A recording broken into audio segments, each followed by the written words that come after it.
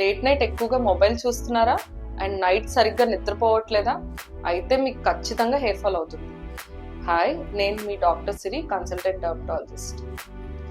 అసలు స్లీప్కి హెయిర్ గ్రోత్కి ఏంటి రిలేషన్ అనుకుంటున్నారా?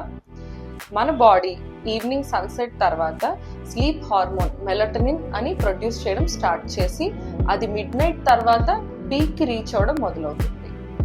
అండ్ ఈ స్లీప్ హార్మోన్ మెలటోనిన్ వల్ల మనకి ఇంకొక యూస్ కూడా ఉంది. అది ఏంటి అంటే హెయిర్ ఫాలికల్ యొక్క గ్రోత్ ఫేజ్ని బాగా ప్రొలాంగ్ చేసి హెయిర్ బాగా గ్రో అయ్యేలా చేస్తుంది. సో మనం నైట్ ఎక్కువగా మొబైల్ చూడడం వల్ల ఈ న్యాచురల్ స్లీప్ సైకిల్ డిస్టర్బ్ అయ్యి హెయిర్ గ్రోత్ ఫేజ్ నుంచి షెడ్డింగ్ ఫేజ్లోకి వెళ్ళిపోతుంది. దానివల్ల which ultimately leads to hair thinning. And మీకు జెనెటికలీ కనుక బాల్నెస్ ఉంటే అది అర్లీగా వచ్చే ఛాన్సెస్ ఇంకా పెరుగుతాయి. సో నైట్ అర్లీగా పడుకోండి అండ్ పడుకునే 1 hour ముందర స్క్రీన్స్ని అవాయిడ్ చేయండి.